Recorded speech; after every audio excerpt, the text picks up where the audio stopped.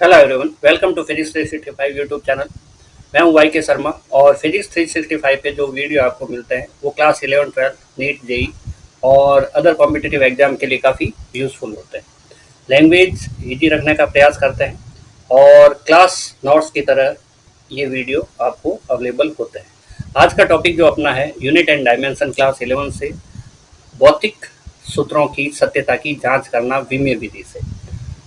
ठीक है, वीडियो ये 23वां है और इससे बाकी वीडियो के लिंक डिस्क्रिप्शन में दिए हुए हैं, वहाँ से देख सकते हैं। सारे वीडियो पूरा चैप्टर कवर हो जाएगा।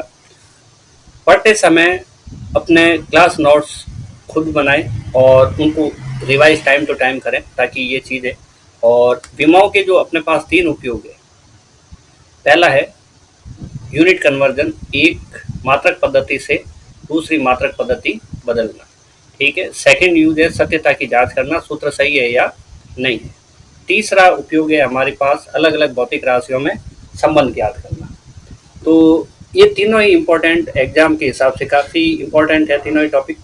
और इनका जो सवाल आता है, एक सवाल जरूर आएगा, 100% आएगा फर्स्ट यूनिट टेस्ट में और हाफ एली में भी। तो सत्यता की जांच करना हम स्टार्ट करते हैं। तो इसके ऊपर आधारित जो सवाल है, ठीक है, भौतिक सूत्रों, भौतिक सूत्रों अथवा समीकरणों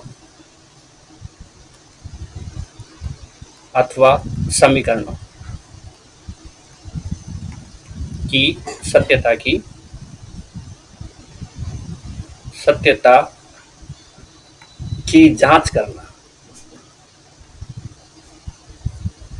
जांच करना ये हमारा 2 नंबर वीडियो है। और पहला जो यूनिट कन्वर्जन है, मतलब 2 नंबर उपयोग है। पहला जो भौतिक मात्रकों को बदलना, मात्रक पद्धति बदलना जो किया था, इसके हम जो अंदर पहला सवाल कर रहे हैं, पहला क्वेश्चन जो है हमारे पास, F equal to M V square upon R. ठीक है। बी हम कर सकते हैं E is equal to half M V square. कौन सा प्रतीक क्या है ये भी लिखेंगे। C is equal to U is equal to M G H. D अपने पास है T equal to H R D G upon 2 cos theta. ये एज इम्पोर्टेंट क्वेश्चन भी हो गए और साथ ही साथ इनको हम सॉल्व भी करने वाले हैं, कुछ इस वीडियो में और कुछ अगले वीडियो में। एक formula M V square equal to M G H. F हम करने वाले हैं T equal to 2 pi root of L upon G. G हम करने वाले हैं y इक्वल टू capital M G L upon pi R square L. H हम करने वाले हैं, ये सारे भौतिक सूत्र हैं अभी ये जो लिख रहे हैं, v equal to U plus A T, I S equal to U T plus half A T square, और जे है अपने पास तीसरा समीकरण गति का यू स्क्वायर प्लस 2as। ठीक है। के आ जाएगा अपने पास n equal to 1 upon 2l root of T by M. ये सारे सवाल हम एक एक करके करने वाले हैं। ठीक है। तो पहला सवाल लेते हैं हम, f equal to M V square upon R. Formula सही है या नहीं है, इसकी सत्यता की जांच करना है। ठीक है। तो पहला सवाल हम लेते हैं E, और ये फॉर्मूला है F equal to M V square upon R. ये अभिकेंद्र बल है और ये हमारे पास वृत्ताकार पथ होता है, अंदर लगता है अभिकेंद्र बल और बाहर की साइड लगता है अपकेंद्र बल, M V square upon R. Centripetal force F centripetal force. हर वृत्ताकार पथ पे गति करने वाली वस्तु पर बाहर की साइड कन्फर्म है कि M V square upon R ही लगेगा। जहाँ पे m क्या है, F क्या है, बल है। बल अभिकेंद्र हो, अपकेंद्र हो, गुरुत्व हो, उससे कोई मतलब नहीं। इसकी जो विमा होती है वो m1 l1 t माइनस 2 होती है, और ये बल इधर की साइड लिख देते हैं। ये है F इक्वल टू, ये बल है। ये क्या है, द्रव्यमान, और द्रव्यमान क्या है m, और m है अपने पास मास m1, द्रव्यमान की विमा ये कैसे होती है इसके लिए कंप्लीट वीडियो बने हुए हैं और हर एक फॉर्मूले के लिए विमा निकाल के देखी भी है। वेग जो है हमारे पास v विस्थापन बटा समय होता है L1 और t-1, m आएगा तो 0 आएगा और वृत्ताकार पथ, ये जो पथ है इसकी ये त्रिज्या हो जाएगी और त्रिज्या एक तरह की डिस्टेंस है इसलिए इसकी विमा हो जाएगी L1। तो हमें क्या करना है, इस फॉर्मूले में लेफ्ट और राइट में दोनों साइड में इसकी विमाएं लिख देनी है। तो लिखते हैं, अतः फॉर्मूला वापस लिख देते हैं, F equal to M V square upon are.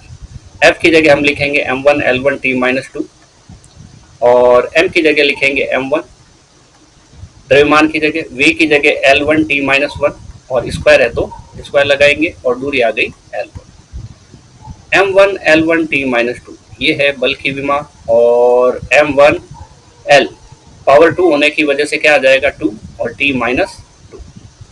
आधार, ये जो भी घात है, घात के ऊपर घात हो तो घातों का गुणा करते हैं, 1 इंटू 2 2 हो गया और -1 इंटू 2 -2 हो गया।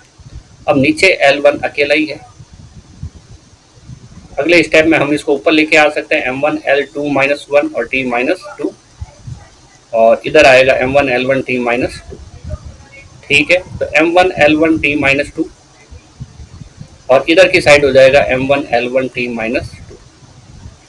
ये क्या है, दोनों साइड की विमाएं बिल्कुल बराबर आई है। इसका मतलब एक स्टेटमेंट लिखेंगे कि दिया गया सूत्र विमीय दृष्टि से सही है, क्योंकि विमा जो है कांस्टेंट के बारे में अपने को ज्ञान नहीं कराती। अतः दिया गया सूत्र कौन सा सूत्र है, F equal to M V square upon R, विमीय दृष्टि से सही है, विमीय दृष्टि से सही है। अभी हमने विमीय दृष्टि से क्यों लिखा, क्योंकि अगर इसमें कोई कांस्टेंट होता इंटू 1/2 या ऐसा कुछ होता तो उसके बारे में ये सही जानकारी विमाएं नहीं देती। सेकंड क्वेश्चन है हमारे पास E बराबर एम वी स्क्वायर, बी है हमारे पास E equal to M V square, half M V square. E equal to हमारे पास है हाफ एम वी स्क्वायर, ये गतिज ऊर्जा का सूत्र है और E बराबर हमारे पास क्या है 1/2 एम वी स्क्वायर। E बराबर है हमारे पास है 1/2 एम वी स्क्वायर और ये किसका सूत्र है, गतिज ऊर्जा का सूत्र है और इसमें गतिज ऊर्जा वो क्या है m1 L2 t-2। ठीक है, और इधर की साइड हम देख लेते हैं कि ऊर्जा जो है वो बल इंटू दूरी होता है, बल इंटू दूरी होता है। तो हम m1 L1 t-2 इंटू दूरी L1, इससे निकाल सकते हैं m1 L और L1 2 हो गया और t-2 हो गया। द्रव्यमान जो है कैपिटल M, इसकी जो विमा हो जाएगी वो हमारे पास m1 हो जाएगी। L चाहे तो 0 0 लिख सकते हैं L और T, और वेग का जो है वो हमारे पास हो जाएगा, ये छोटा m था, वेग v हो गया और विस्थापन बटा समय ऊपर आएगा तो -1, लेकिन ऊपर स्क्वायर है इसलिए हम स्क्वायर करेंगे। तो v स्क्वायर हमारे पास हो जाएगा L2 t-2, या तो अभी कर लो या फिर बाद में कर सकते हैं। फॉर्मूला वापस लिख देते हैं, E बराबर 1/2 एम वी स्क्वायर। E की वैल्यू विमा यहाँ पे लिख दो m1 L2 t-2, बल इंटू विस्थापन से आई है, ये हाफ एक विमाहीन राशि है, 1/2 विमाहीन है, ये कांस्टेंट है। बस यही बात है कि 1/2 सही है या नहीं है इसकी जानकारी हमें विमाओं की सहायता से प्राप्त नहीं होगी, तो हमने 1/2 को छोड़ा। द्रव्यमान के लिए m1 और वेग का हम यहाँ लिख चुके हैं L2 t-2 वेग स्क्वायर का, तो ये हम डायरेक्ट यहाँ पुट कर देते हैं, यहाँ लिख देते हैं L2 t-2। तो ये हमारे पास हो गया m1 L2 left hand side t-2, right hand side हमारे पास होगी m1 L2 और t-2। तो इस तरह से लेफ्ट हैंड साइड और राइट हैंड साइड बिल्कुल बराबर है, तो वापस वही स्टेटमेंट रखना है। अतः दिया गया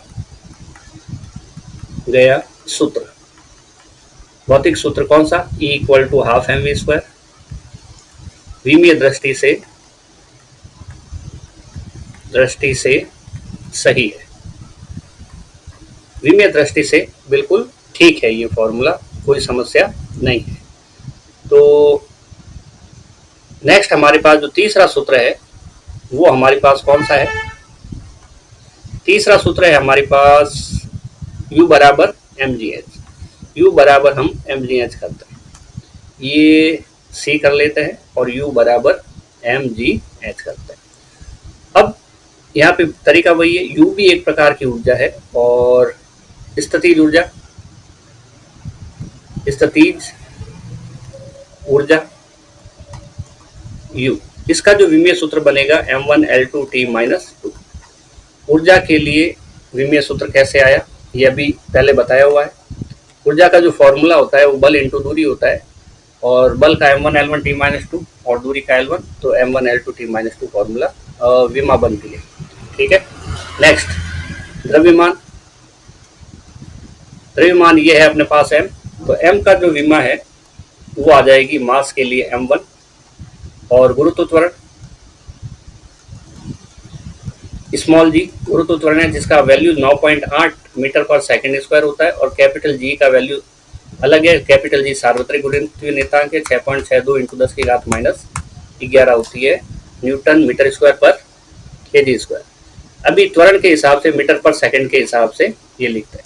हमें जी का मात्रक पता है कि मीटर पर सेकंड स्क्वायर होता है। मीटर आता है लेंथ के लिए तो हम लिखेंगे L1, सेकंड आता है समय के लिए तो अपन लिखेंगे T, स्क्वायर होने की वजह से 2 लगाएंगे, L1t-2 इसका विमीय सूत्र बन जाएगा, किसका? गुरुत्व त्वरण का। तो तीसरा बचा हमारे पास अगला है h को हम ऊंचाई कहते हैं, और जो ऊंचाई है वो है हमारे पास एक प्रकार की हाइट, इसलिए हम ऐसे लिखते हैं। फॉर्मूले को एक बार वापस लिख लेते हैं, U = mgh। U की विमा लिखो m1l2t-2, द्रव्यमान की विमा लिखो m1, गुरुत्व त्वरण की विमा लिखो L1t-2 मीटर पर सेकंड स्क्वायर और L1। तो लेफ्ट हैंड साइड तो ऐसे के ऐसे t-2, और राइट हैंड साइड में हम कर सकते हैं m1, आधार समान है इसलिए ये घात और ये घात जुड़ जाएगी, एक और एक क्या हो जाएगा? 2 हो जाएगा, तो हम लिखेंगे L2। आधार समान हो तो घातें जुड़ जाती है। क्या ये दोनों विमाएं बराबर है? बिल्कुल बराबर है, यानी कि अतः दिया गया सूत्र, भौतिक सूत्र U = mgh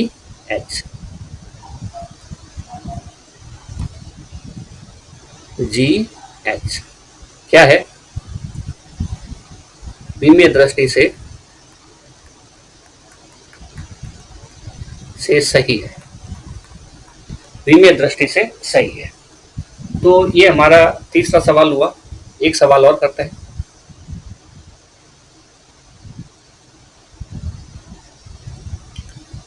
नेक्स्ट क्वेश्चन हम करेंगे नेक्स्ट वीडियो में। अभी तक हमने जो सवाल किए हैं वो ये है, F = mv² कर लिया, F = E बराबर ½ mv² कर लिया, और U बराबर mgh कर लिया। बाकी करेंगे नेक्स्ट वीडियो में। मिलते हैं नेक्स्ट वीडियो में।